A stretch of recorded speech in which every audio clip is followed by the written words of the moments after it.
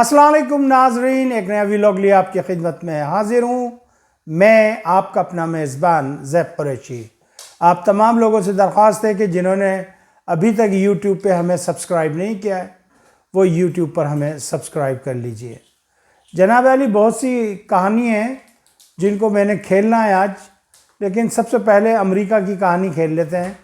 कि बात यह है कि इसराइल ने जो है धोखा दे दिया अमेरिका को, और अमेरिका मना करता रह गया कि भाई तूने हमला नहीं करना, अब बात को ख़त्म कर। लेकिन उसने आज जो है लबनान पर हमला कर दिया और 16 अफराद जो हैं उसमें जो है जाँ बहक हो गए हैं। लबनान के अंदर बड़ी ज़बरदस्त बमबारी की है इसराइल ने और लोगों को मारने की कोशिश की है। वहाँ पे हिजबुल्लाह डट गई है। हिजबुल्लाह ने कहा कि हम तुमसे आखिरी दम तक लड़ेंगे, जबकि जो लबनान की हुकूमत है वो साथ दे रही है इसराइल का। I don't know what's going on their. उधर इसराइल कह रहा है कि तुम कुछ भी कर लो, मैंने जो है नहीं रुकना, मैंने अखंड इसराइल बनाना है। जैसे हमारी बराबर में एक ग़िलाज़त से भरपूर चाय वाला है ना, जिसे अखंड भारत बनाना है, ऐसे इसको अखंड इसराइल बनाना है। बहरहाल अमेरिका को इससे बहुत बड़ा नुकसान होगा। उसकी जो साख है उसको नुकसान पहुंचेगा। दुनिया में लोग थू थू कर रहे हैं अमेरिका के ऊपर। वैंस को ये कहना पड़ गया कि भाई तुम हमारे टुकड़ों पे पल रहे हो इसराइलियों को, और तुम हमारी बात नहीं मानते। उन्होंने एफ़ वाली गाली जो अंग्रेज़ी की होती है और एक फिंगर ऐसे करके दिखाई, और उन्होंने कहा कि जी आप जाएं, हमें तुमसे कुछ नहीं। जबकि अमेरिका का ये कहना है कि शुरू से लेकर अब तक सारी ज़िंदगी हम तुम्हें मदद करते आए। वहाँ पर इसराइल कह रहा है मैंने नहीं रुकना, मैंने फड्डा लेना है। उसने कहा कि मैंने इजिप्ट कह रहा हूँ, सीरिया को भी मारना है, मैंने तुर्की को भी मारना है, मैंने लबनान को भी मारना है।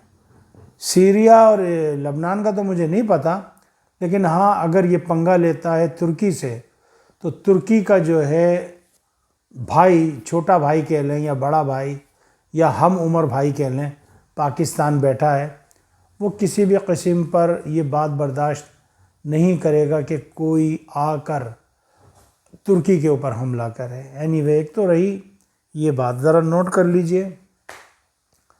अच्छा जी, दूसरा ये कि पाकिस्तान में जो है वो बजट चल रहा है, और बजट जो है पास भी हो रहा है, नहीं भी हो रहा, लोगों में लड़ाइयाँ भी चल रही हैं। तो देखें बजट का क्या होता है रिज़ल्ट। तीसरा ये कि जी पेट्रोल के पैसे गिराएं, तो भाई शाहबाज शरीफ साहब आपने एहसान नहीं किया, आपको और गिराने चाहिए। जितने मार्च 5 के अंदर ये पेट्रोल थे उसी कीमत पे आप इसको लेके जाएं वापस, तब बात बनेगी। चूँकि उस ज़माने में 78 बैरल कुछ था जब ये कीमत थी। अब तो जो है वो और सस्ता हो गया, अब तो 70-72 डॉलर पर बैरल हो गया। तो अब तो उस प्राइस से भी पैसे नीचे गिरने चाहिए। बहरहाल ये हुकूमत हमें बेवकूफ़ बना रही है। 76-74 रुपये कम करके इनको पूरे 100 रुपये या उससे भी ज़्यादा इनको कम करने चाहिए। अगला मौजू आ जाता है। आज खबरें आ रही हैं कि जी भारत ने जो है तालिबान गुंडों को ड्रोन दिए हैं जिससे उन्होंने पाकिस्तान में हमला किया है, लेकिन अभी तक किसी आज़ाद ज़राए से खबर मौसूल नहीं हो रही है। लेकिन ये है कि भाई ये आप देखें एक पूरे पैटर्न के तहत पाकिस्तान को फंसाया जा रहा है। बलूचिस्तान, खैबर पख्तूनख्वा और अब कश्मीर। तो हिंदुस्तान ने जो कहा था कि जी अब के हम भरपूर तरीके से लड़ेंगे, मेरे ख्याल में हुकूमत पाकिस्तान को होश के नाखून लेने चाहिए, और हमारे ऊपर जंग मुसल्लत कर दी गई है। जिस तरीके से रॉ ने अपनी प्रॉक्सी बनाई है, क्या पाकिस्तान नहीं बना सकता? क्या पाकिस्तान मकबूजा कश्मीर में अपनी प्रॉक्सी नहीं बना सकता? क्या पाकिस्तान पंजाब सिखों के इलाके में खालिस्तान में अपनी प्रॉक्सी नहीं बना सकता? क्या पाकिस्तान बांग्लादेश के बॉर्डर पे अपनी प्रॉक्सी नहीं बना सकता? क्या पाकिस्तान श्रीलंका के साइड पे अपनी प्रॉक्सी नहीं बना सकता? क्या नेपाल के अंदर पाकिस्तान अपनी प्रॉक्सी नहीं बना सकता? क्या सिक्किम में नहीं बना सकता? सिक्किम के ऊपर कब्ज़ा किया है सन 73-74 से, क्या सिक्किम को आज़ादी लेके नहीं दी जा सकती? क्या मणिपुर में जो है बेचारे क्रिश्चियनों पे जुल्म की इंतहा हो गई है, और वो मेघालय है और दूसरे इलाके हैं? तो पाकिस्तान को भी अपनी प्रॉक्सी वार खेलनी चाहिए। क्या पाकिस्तान जो है हिंदुस्तान में जो दलित लोग हैं उनके अंदर अपनी प्रॉक्सी नहीं खेल सकता? उन पर कितना जुल्म हो रहा है, कितना उनका हो रहा है। क्या हिंदुस्तान में जो मुसलमान हैं वहाँ पे पाकिस्तान अपनी प्रॉक्सी नहीं खेल सकता? आई थिंक पाकिस्तान को अपनी प्रॉक्सी को फाल करना चाहिए, अदरवाइज़ ये बड़े दुख वाले लम्हात हम देख रहे हैं अभी तक। बहरहाल जी, वो जो जॉइंट एक्शन कमेटी जो है कश्मीर में, उनका धरना जो है उसमें जो हमारे पास खबरें आ रही हैं, जो उनकी तरफ से आ रही हैं, हम उसकी बात नहीं कर रहे, जो आज़ाद ज़राए से आ रही हैं वो ये है कि मजमा जो है ख़त्म हो गया बहुत बड़ी तादाद में, और गिने 100-150 अफराद इस वक्त जो है वो ग्राउंड में मौजूद हैं। अब वल्लाह आलम, हम तो वहाँ नहीं हैं, हमें तो जो ख़बर दी है हम बताए दे रहे हैं। बहरहाल जी, ये थी छोटी सी खबरें जो मैं आप तक पहुँचाना चाहता था। आपसे मेरी दरख्वास्त है कि पाकिस्तान के लिए दुआ कीजिए और तमाम आलम इस्लाम के लिए दुआ कीजिए।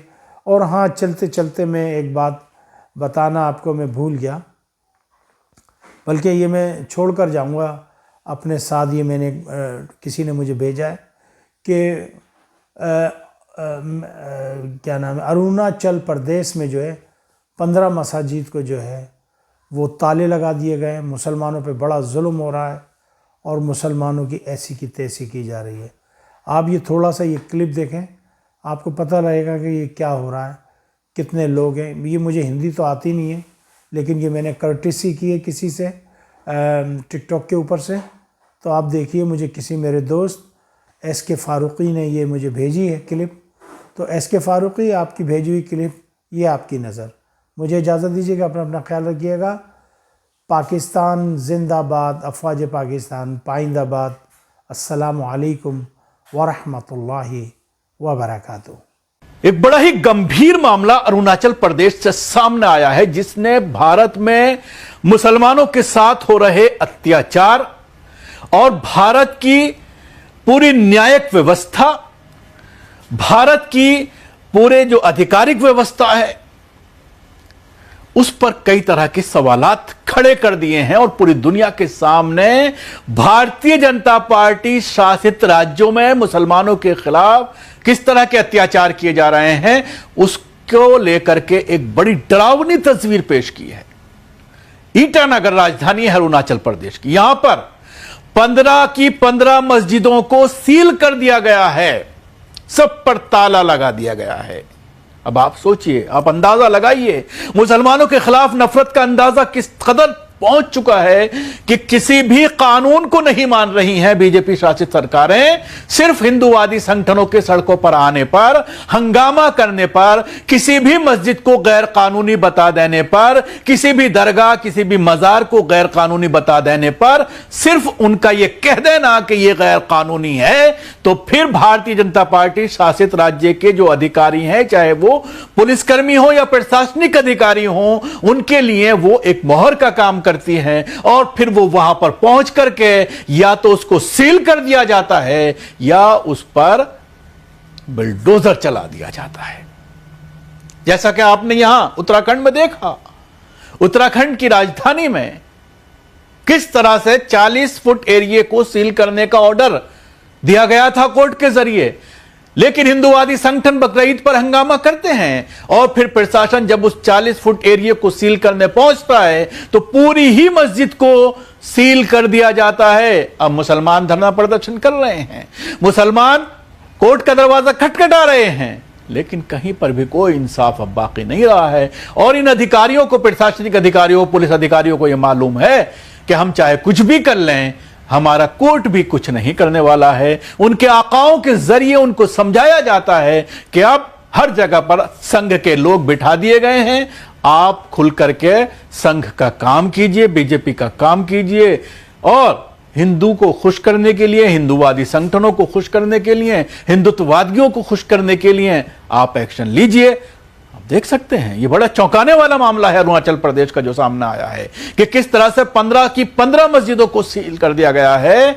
कुछ संगठनों ने इस कार्रवाई को भेदभावपूर्वक बताते हुए मस्जिद को दोबारा खोलने और समान नियम सभी धार्मिक संस्थानों पर लागू करने की मांग की है। पूरी हिंदूवादी समूह की तरफ Arunachal Pradesh indigenous youth organisation APIO राज्य में मौजूदा मस्जिदों और मदरसों के खिलाफ विरोध प्रदर्शन कर रहा है और आह्वान किया था कि राज्य में मौजूद मस्जिदों को अवैध बताते हुए उन्हें बंद करने की मांग की। इसके बाद प्रशासन ने कार्रवाई करते हुए राजधानी ईटानगर में सभी 15 मस्जिदों को सील कर दिया है। इस कार्रवाई के बाद अरुणाचल प्रदेश में भारतीय जनता पार्टी की सरकार को मुस्लिम समूहों की आलोचना का सामना करना पड़ रहा है। आलोचना करते रहिए, उन पर कोई फर्क नहीं पड़ने वाला। मुस्लिम समुदाय के नेताओं ने प्रशासन से इस कदम को भेदभावपूर्वक बताया और आरोप लगाया है कि यह कार्रवाई इस इलाके में इस्लामिक शिक्षण संस्थानों पर बढ़ते दबाव को दिखाती है। Arunachal Pradesh intelligence youth organisation APIO द्वारा बंद के बाद जिला प्रशासन ने एक नोटिस जारी कर कहा कि असिस्टेंट कमिश्नर से एग्जीक्यूटिव मजिस्ट्रेट ने जामा मस्जिद समेत ईटानगर राजधानी क्षेत्र की सभी मस्जिदों को सील करने का आदेश दिया था। अधिकारियों का कहना है कि धार्मिक इमारतें जरूरी कानूनी मंजूरी के बिना चल रही थीं और अरुणाचल प्रदेश मस्जिद वेलफेयर कमेटी ने प्रशासन से मस्जिद को फिर से खोलने की अपील की हो और नियमों के कथित तौर पर चुनिंदा तरीकों से लागू किए जाने पर सवाल उठाए। पत्रकारों से बात करते हुए AAPMWC के सदस्य गिया लिम्पे सुल्तान ने कहा है कि अगर अधिकारी मस्जिदों की कानूनी वैधता को और कागजात की जांच कर रहे हैं तो यही नियम सभी समुदाय के धार्मिक संस्थानों पर भी लागू होना चाहिए।